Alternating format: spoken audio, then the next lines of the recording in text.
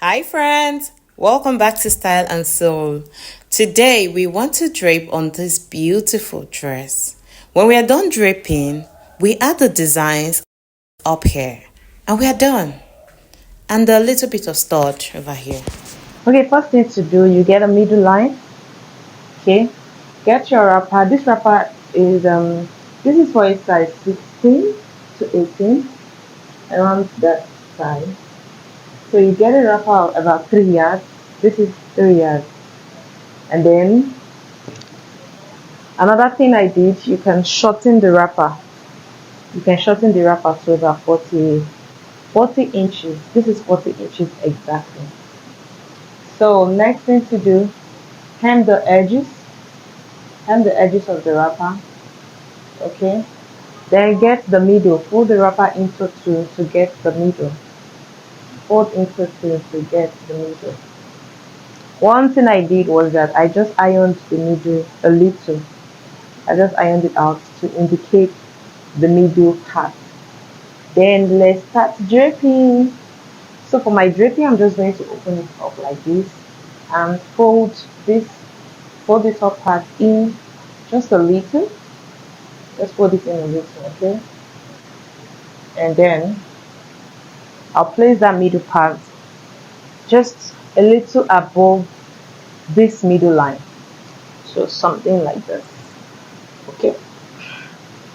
And you can start working on it.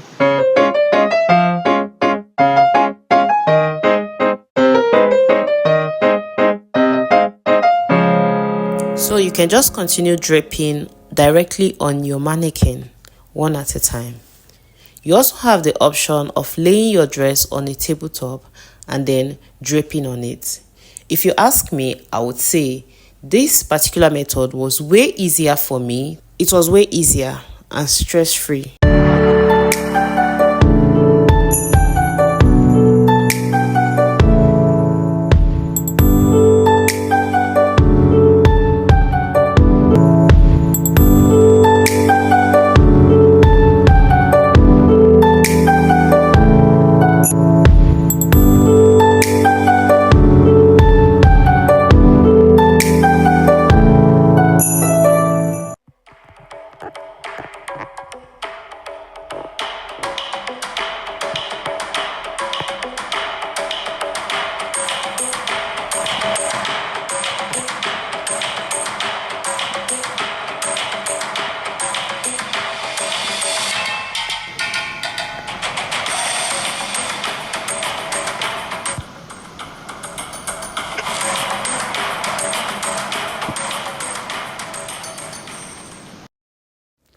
Now that we have a base for our draping, it will be easier to drape to the back. Now let's transfer this to the mannequin so we can easily drape to the back. So for the back side, you're going to repeat the same thing that we just did with the front.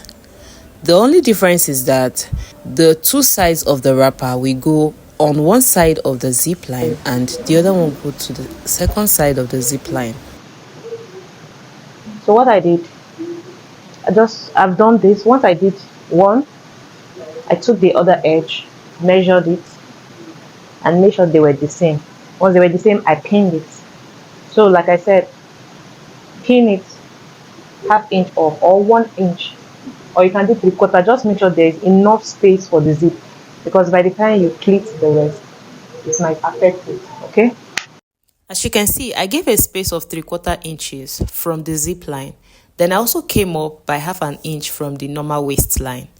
Then you can start plating, just the same way it was done at the front. But this time, we'll just go faster. Once you've pinned down a base for the back, now you can start pleating downwards. Follow the same pattern you already did at the front, just to give it a very clean finish. Take it one step at a time. This is me looking for a very good position to stay so I don't block you all.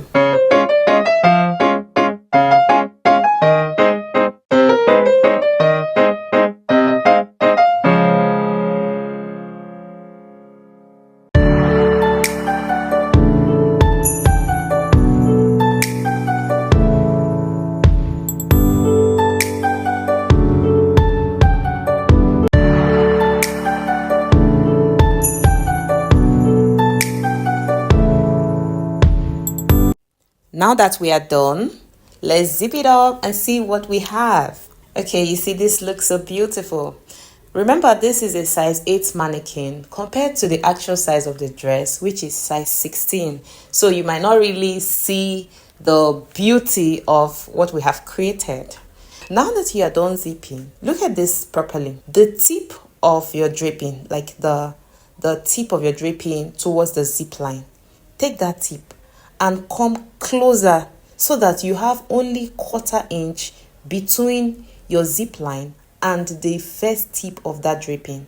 This would actually look like you draped over the zip line, so just to cover any space that is left. Basically, that's all we did. And let me show you the final look at this. Do leave me a thumbs up and share this video with your friends who might need this. Don't forget to subscribe.